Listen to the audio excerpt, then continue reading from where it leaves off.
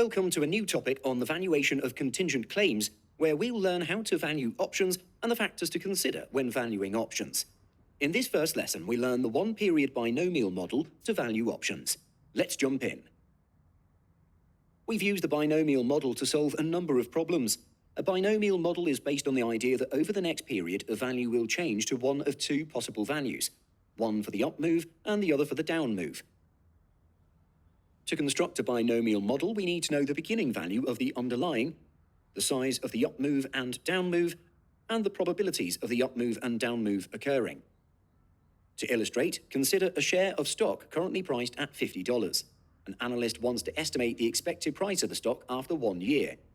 She estimates that the size of an up move is 25% and down move is 20%. Note that up moves and down moves do not have to be symmetrical for binomial models. Denoting the up factor as U is therefore 1.25. The down factor is 0.8.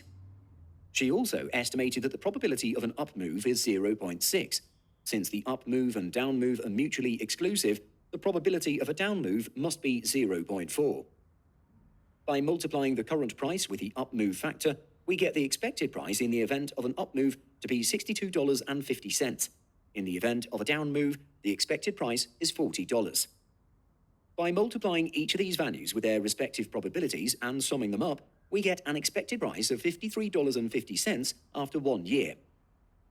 Now, you may be wondering, how does an analyst estimate the size of an up move and its corresponding probability? It'll suffice to say that the size of an up move depends much on the volatility of the stock, so an analyst estimates the size of the up move based on it. You don't need to know the details for now. The probability of an up move is calculated based on the size of the moves and the risk-free rate using this formula. This probability is not the actual probability of an up move. It's known as the risk-neutral pseudo-probability of an up move and is commonly denoted with the symbol pi. The pseudo-probability of a down move, pi d, is simply 1 minus the pi u. The derivation of this formula is not required for the exam, so you just need to know how to apply it. It'll suffice for you to know that their calculation is based on an arbitrage relationship based on risk-neutral probabilities at the risk-free rate. Let us quickly determine if the probabilities quoted by the analyst are pseudo-probabilities. Assuming a 7% risk-free rate, let's calculate the risk-neutral pseudo-probability of an up move. Plugging in the figures into the formula, we get pi u as 0.6 and pi d as 0.4. So indeed, the probabilities from the analyst are pseudo-probabilities. So how does the binomial tree help us to decide on the value of an option? We know that options are derivatives, in which its performance is based solely on its underlying. So by estimating the future price of the underlying, we can effectively estimate the price of the option now.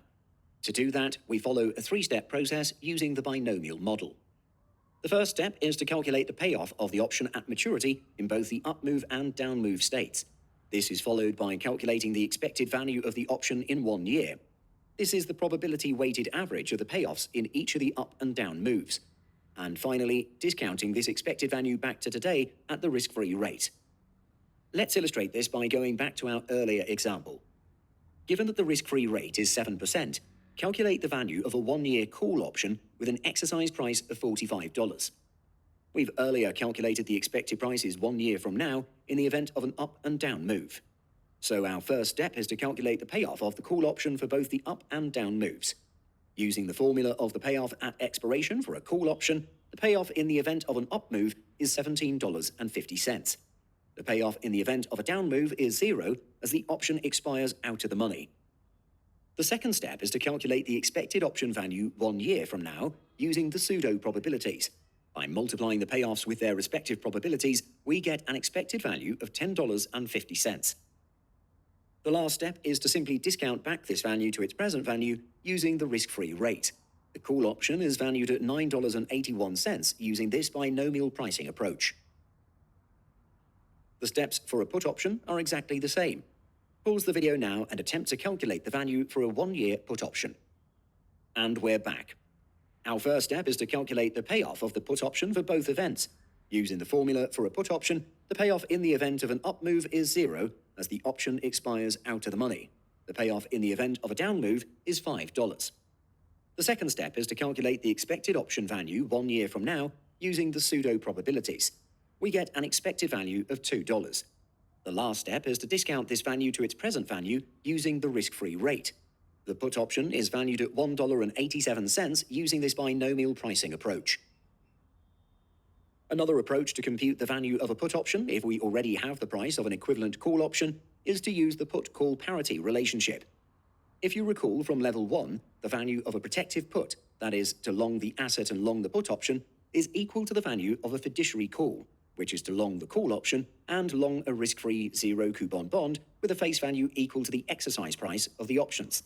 This is assuming that the put and call options on the same underlying asset priced at S0 have the same exercise price. Based on this relationship, the value of the put option must be equal to the value of the equivalent call plus the PV of the exercise price minus the spot price of the underlying asset.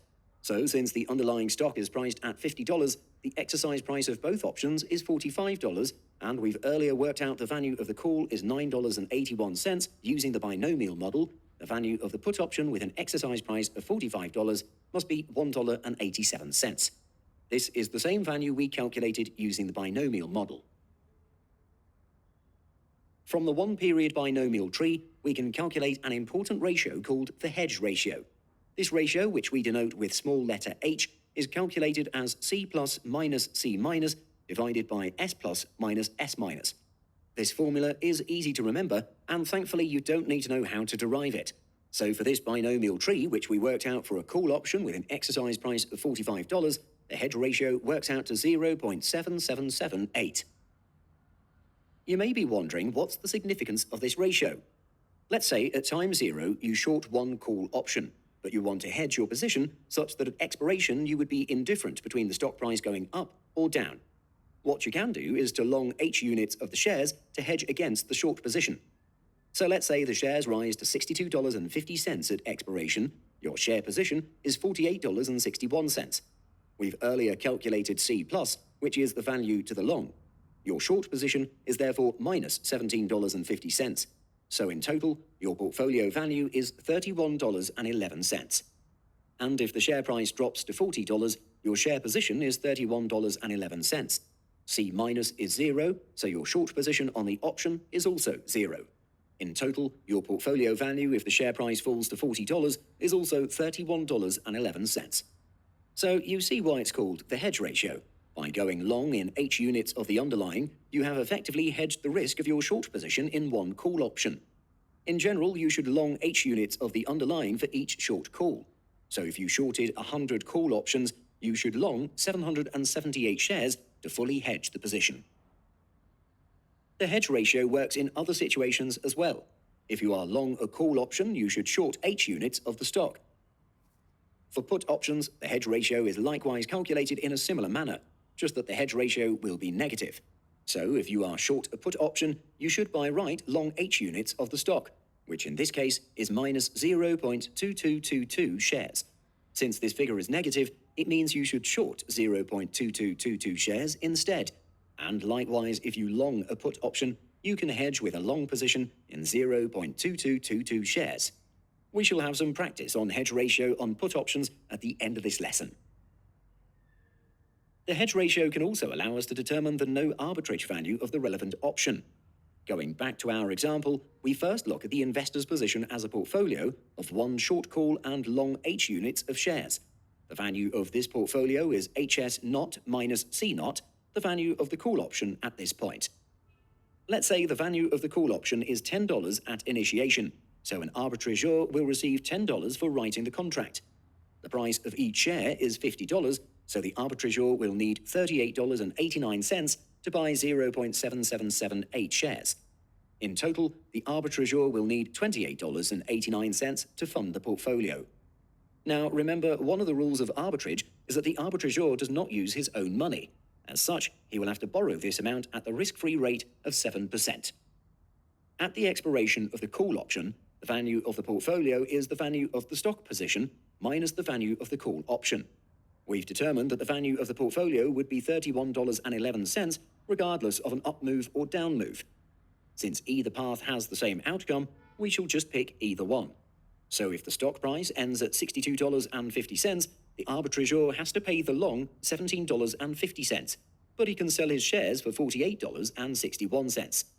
The loan amount that he needs to repay at 7% interest is $30.91. As such, you can see that there is an arbitrage profit of 20 cents per option if the call price was $10 at time zero. This is an arbitrage opportunity, as the arbitrageur takes no risk. As the hedge ratio is adhered, the portfolio value will be the same regardless of whether the stock goes up or down. As we're very clear by now, arbitrage opportunities cannot persist. In order for there to be no arbitrage opportunity, the loan repayment must equal the portfolio value, which is HS minus C. This means that the loan repayment must equal $31.11. As such, the loan amount at initiation must be the ending portfolio value discounted by the risk-free rate. It also means that HS minus C naught is simply the PV of HS minus C. Rearrange, we get the expression for calculating the no arbitrage value of a call option. Plug the figures in, we get $9.81. So the investor has to borrow $29.08 to fund the portfolio, and at expiration he has to repay $31.11, and there's no arbitrage profit to be made. As such, $9.81 is the no arbitrage price of the call option. Not surprisingly, this is the same price that we calculated using the one-period binomial model. In essence, you should use this formula to calculate the no arbitrage value of a call option if you prefer to make use of the hedge ratio instead of using probabilities. Since the hedge ratio ensures that the ending portfolio values are the same, we can use S- and C- as well. Similarly, for put options, the no arbitrage value of the put option can be calculated using the same formulas. You may want to take this as practice and calculate P0 here. First, we get minus 0.2222 as the hedge ratio. You should have no problems calculating this. We shall just use S plus and P plus for our calculation. Plug in the figures, we get $1.87. You should not be surprised this is the same value we got using the one-period binomial model. And let's end this lesson with an exercise. A put option on a stock that expires in 1 year has an exercise price of $105. The underlying stock currently trades at $100 and the risk-free rate is 2.5%. An analyst estimates an up factor of 1.25 and down factor of 0.8. Estimate the intrinsic value of the put option using the one-period binomial model. Pause the video now and work out your answer. And we're back. Let's start with calculating the parameters we need for the binomial model. We're given an up factor of 1.25 and down factor of 0.8. Based on these factors, the probability of an up move is 0.5, so the probability of a down move is also 0.5. So we have S0 as $100, S plus would be $125, and S minus $80. In an up move, the value of the put will be 0. In a down move, the value would be $25. Since both values have 50% probability, the expected value of the put would be $12.50. Discount by 2.5%, the no arbitrage value of the put option is $12.20. Now let's say the price of the put option is $14 instead of the no arbitrage value of $12.20. Outline the steps for arbitrage and calculate the arbitrage profit if an arbitrageur decides to transact on 10,000 put options. Pause the video now and work out your answer. And we're back. Our first step should be to decide whether to long or short the put option. As the price of the option is higher than its no arbitrage value, the option is overvalued, so the arbitrageur should short 10,000 put options. Next, let's calculate the hedge ratio, which works out to minus 0.5556. So if the arbitrageur wants to hedge his position, he should long minus 5,556 shares. As this number is negative, he should actually short 5,556 shares. So at initiation, he shorts 10,000 options at $14 each. This means he receives $140,000 in option premium. He also shorts 5,556 shares at $100 each, so he receives $555,600. The total amount he receives at initiation is $695,600. To keep his portfolio risk-free, he should lend out this amount for 1 year at the risk-free rate of 2.5%. So at expiration, if the stock price increases to $125, the value of the options position will be 0, and the arbitrageur has to buy back all the shorted shares for a total of $694,500. He should receive from the loan $712,990 with interest. The net value of his portfolio is $18,490. This is the arbitrage profit. If the stock price drops to $80, the value of the put options would be $250,000, so he would have to close the short by paying this amount. He would also need to buy back all the shorted shares for $444,480. After accounting for the loan proceeds, the net value of his portfolio is $18,510. So, as you can see, whether the stock goes up or down, the arbitrageur earns around $18,500 risk-free, without any cash outlay. By right, the two values should be equal, but they are slightly different because of rounding errors. And that concludes this lesson on the one-period binomial model. Next, we will advance to the two-period binomial model. See you again.